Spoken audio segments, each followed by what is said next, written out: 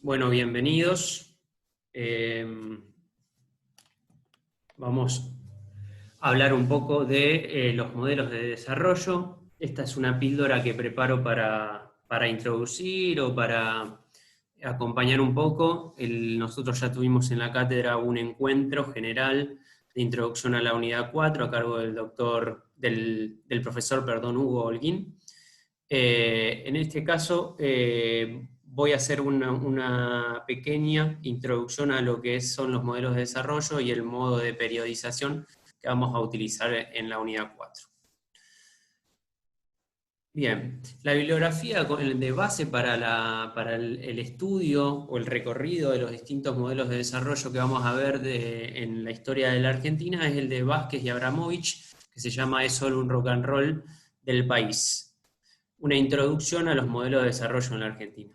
Es un texto que complementa otros textos como el de Pedro Paz para el modelo agroexportador, o el texto de Susana Torrado para lo que es la industrialización por sustitución de importaciones, o también para lo que es el tercer modelo de acumulación o de desarrollo que vemos en orden cronológico, que es el de la valorización financiera, que se inaugura con la última dictadura cívico-militar. Este texto de Vázquez y Abramovich utiliza un concepto que vamos a explicar en esta píldora, que se llama modelo de desarrollo.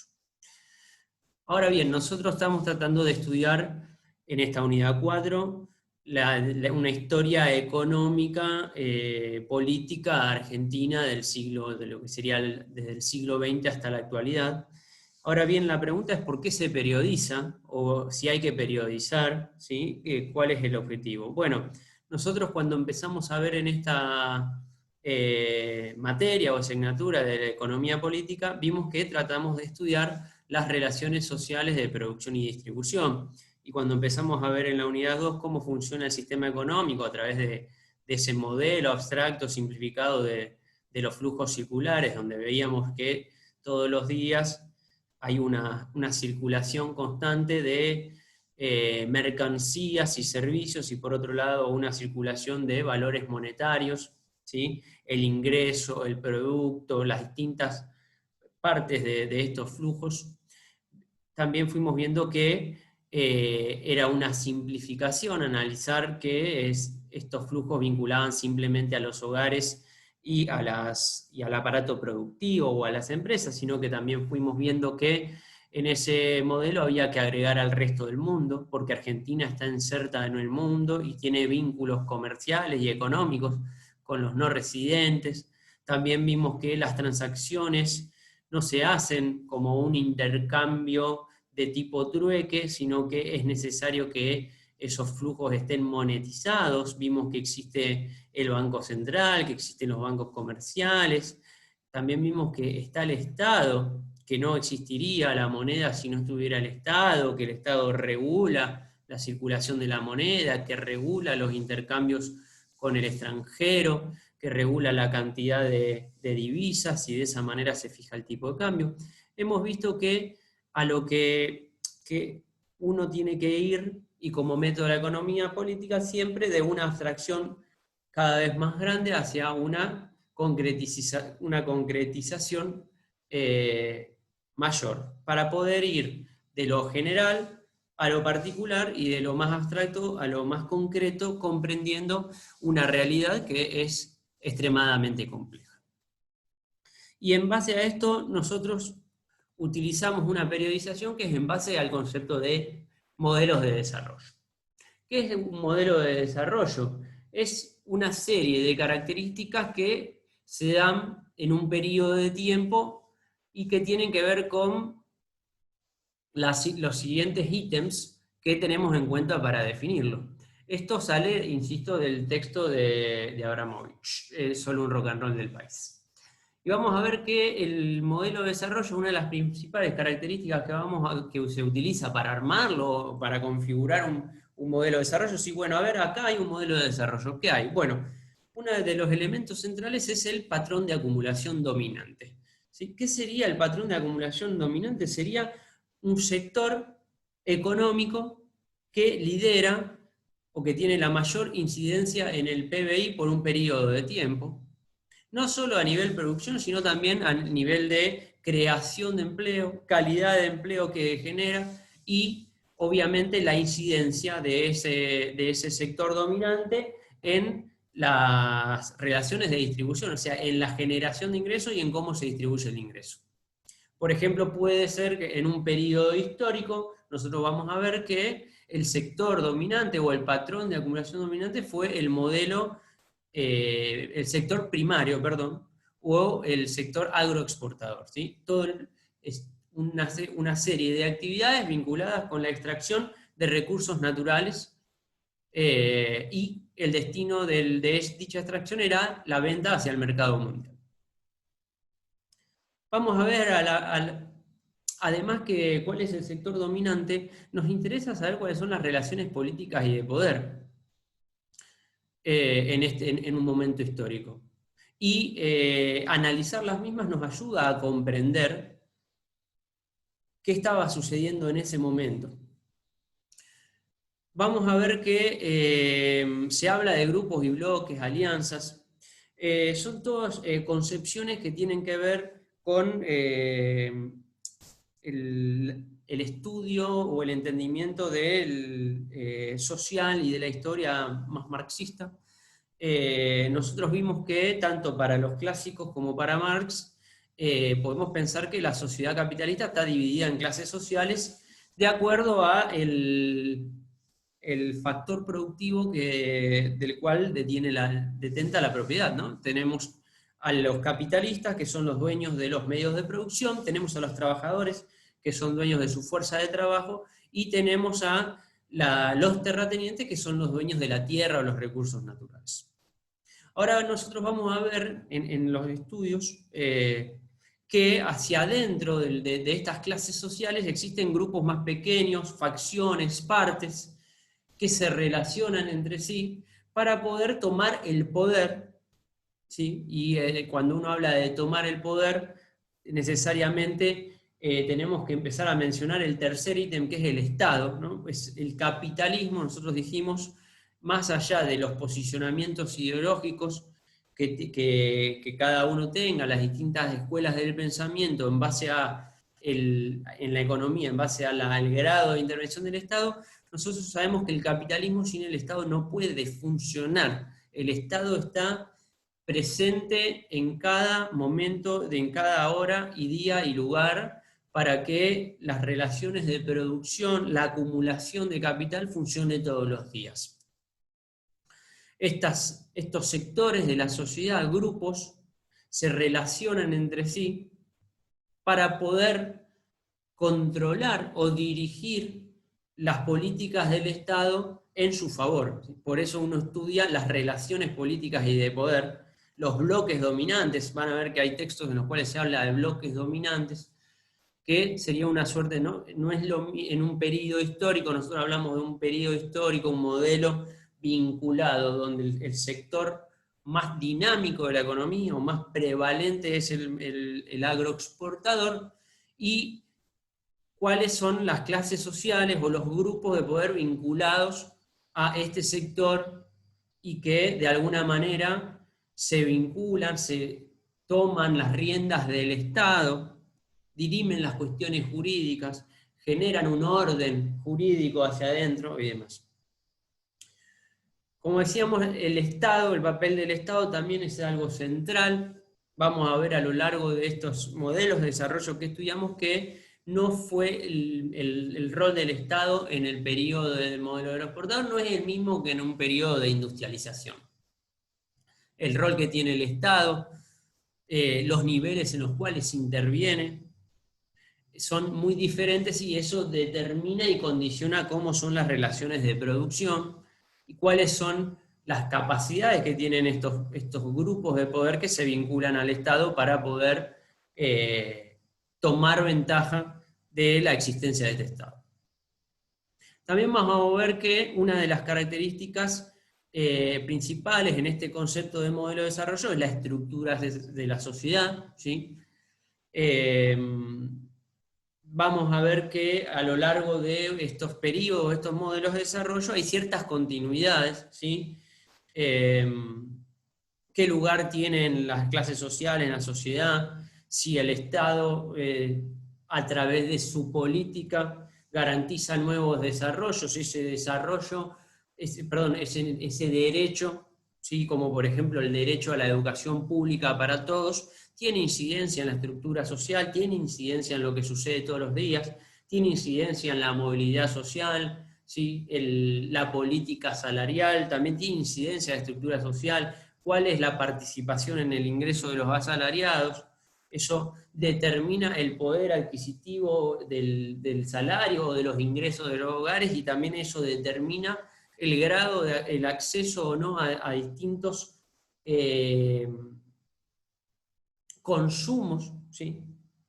A distintas esferas sociales, ¿sí? Si hay clubes sociales, si no, quiénes participan, cómo puede participar, si estos círculos son abiertos o están cerrados, están restringidos a ciertos sectores, etc. Y como empezamos a hablar de los clubes y demás, y también vamos a ver que no solo el Estado, las relaciones políticas y el sector económico es importante, sino que toda sociedad y el sustento de un modelo de desarrollo también tiene su arista en lo que es lo cultural, lo comunicacional. No es lo mismo el sentido común comunicacional en un momento como el actual, por ejemplo, que lo que sucedía a principios de siglo, cuáles son los modelos que se imponen comunicacionalmente, cuál es el modelo cultural, si se juega al fútbol, si se juega al cricket, ¿no? Es decir, cuáles son los modos culturales que representan a la clase dominante, cuáles son los modos culturales que representan a las clases dominadas o postergadas o subordinadas en esta sociedad, etc. Y finalmente, como bien dijimos cuando empezábamos a hablar de la abstracción y la concretización, Argentina está obviamente inserta en el mundo, y la capacidad de un sector económico de imponerse frente a otros y de tener mayor dinamismo, de generar más empleo, más ganancias, etcétera, tiene que ver con el contexto mundial en el cual Argentina en ese momento histórico o en ese periodo está inserto, ¿sí?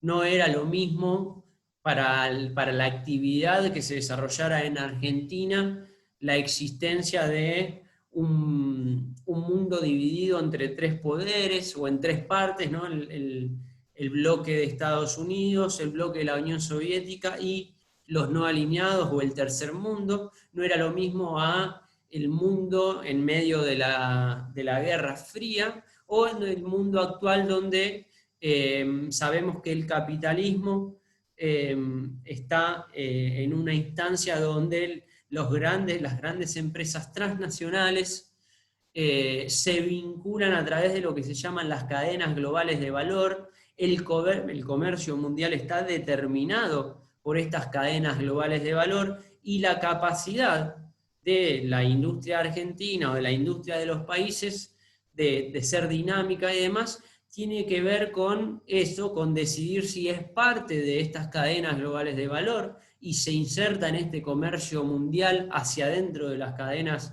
de producción globales mundiales, o si se aleja de estas cadenas globales de valor, se aísla y hace un desarrollo industrial para generar empleo hacia adentro, hacia el mercado interno, independiente o aislado de este modo actual de producción global y mundial.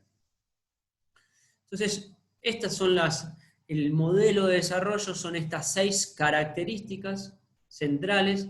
Se busca por un periodo de tiempo un sector que sea dominante y que imponga a la mayor parte de las personas cuál es el trabajo, cuál es su salario y demás, las relaciones políticas y de poder, el papel del Estado en la economía, en cómo se dirimen las relaciones sociales de producción y distribución, jurídicas, etc., una estructura social, un modelo cultural comunicacional y el contexto mundial. Ahora bien, vamos a ver ¿Cuáles son estos modelos que nosotros vamos a estudiar?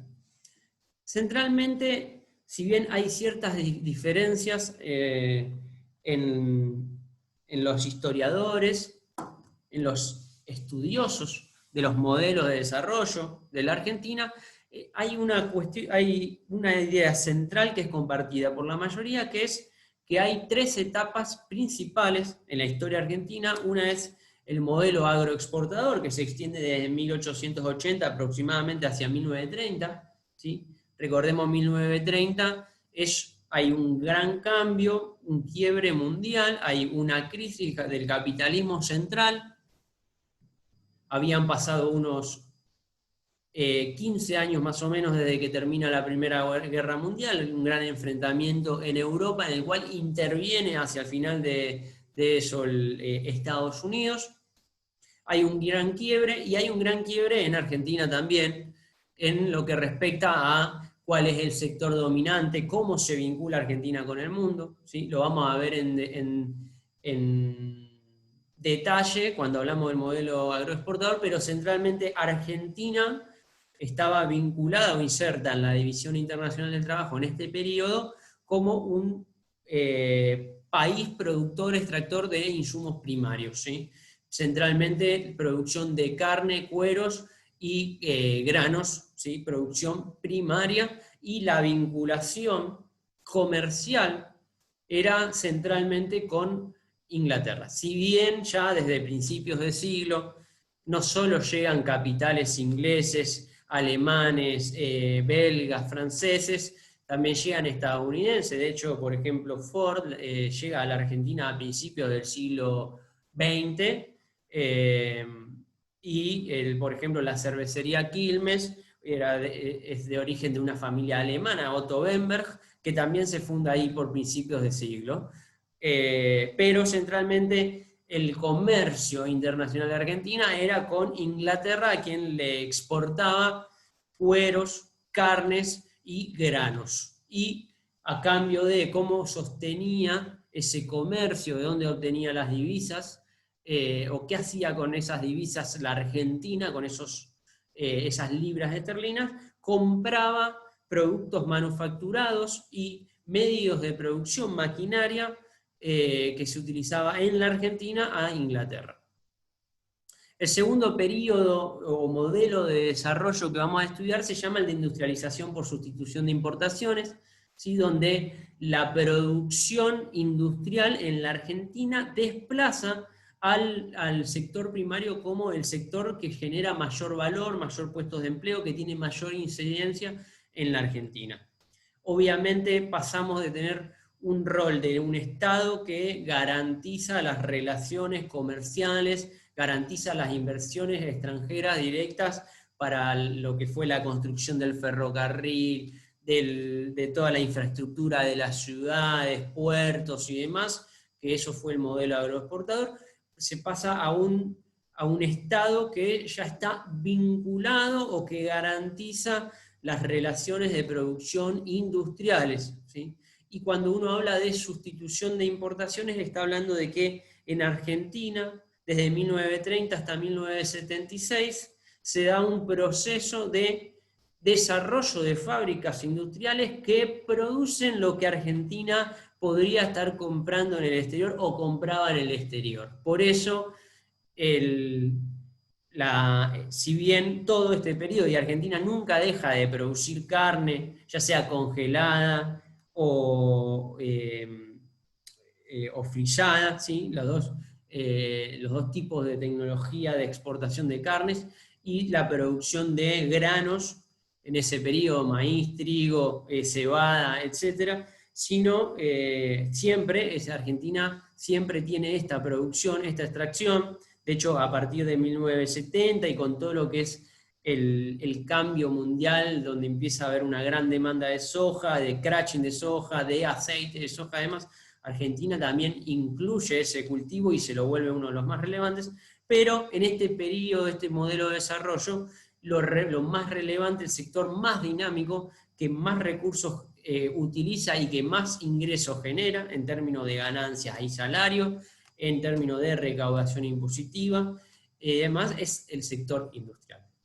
Y el tercer gran, ahora vamos a ver hacia adentro las complejidades, y el tercer gran modelo de desarrollo se lo llamó el aperturista, ¿sí? Que se inaugura en 1976 con el golpe cívico-militar, que se llamó Proceso de Organización Nacional, o de Reorganización Nacional, en el cual el sector industrial pierde peso frente a lo que son los negocios financieros. Argentina se inserta en el mundo y vinculado con el capital financiero, se inaugura ahí un periodo de endeudamiento, no solo del sector público, sino también del sector privado, y el sector industrial pierde relevancia. Se inaugura el aperturismo. El aperturismo lo que genera es una competencia de lo que era la industria sustitutiva de importaciones, tiene que empezar a competir con industrias extranjeras que tienen precios más bajos y que desplazan a la producción nacional, se cierran fábricas, se despide muchísimas personas, se inaugura una nueva etapa en las relaciones laborales, el desempleo empieza a ser un problema general, hay una fuerte caída del salario real, el salario real que había sido una de las características fundamentales que sostenía el modelo de industrialización por sustitución de importaciones, que producía para adentro, para la Argentina, por lo cual necesitaba un salario elevado. Finalmente, luego del modelo aperturista, que se extiende hasta el 2001, ¿no? Hacia adentro de este modelo podemos citar a la dictadura militar, el gobierno de Alfonsín, el gobierno de Menem y el de la Rúa. A partir del 2001 ya existe un nuevo periodo histórico en el cual hay diferentes perspectivas en relación a cómo denominarlo. Hay diferentes posturas a si hay alguna continuidad con el aperturismo, neoliberalismo o el modelo de acumulación por valorización financiera, o si es todo diferente. Se inaugura después de la crisis del 2001, recordemos que en 2001 en la Argentina hubo una fuerte crisis en el cual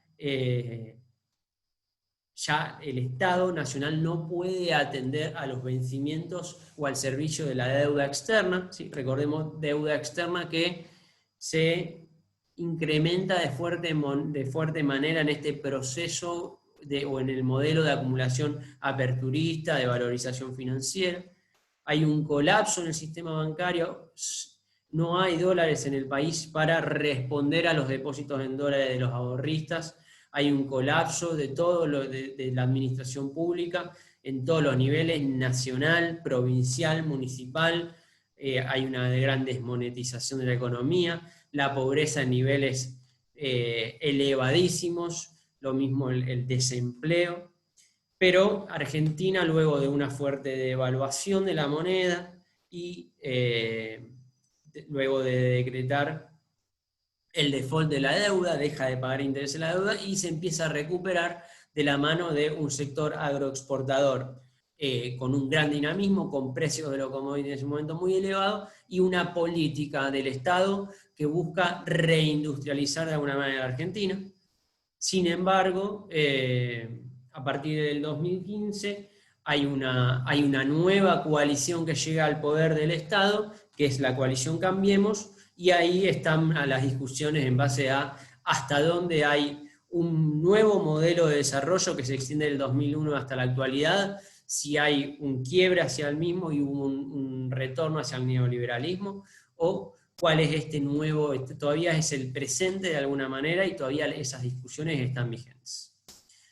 Bien, bueno, hacia adentro y para cerrar esta caracterización inicial de los modelos de desarrollo, podemos decir que hacia adentro del modelo de industrialización por sustitución de importaciones, nosotros vamos a ver tres etapas, una que es la industrialización por sustitución de importaciones espontánea, ¿sí? Que es un periodo histórico que va desde 1930 hasta 1946, cuando el peronismo llega al poder, se inaugura una nueva etapa, que es la justicialista, y finalmente, luego de que se derroca al peronismo hay una intervención militar y a través del pacto de Perón-Frondizi llega al poder, se inaugura una segunda o tercera etapa hacia adentro del modelo de sustitución de importaciones que se llamó desarrollista.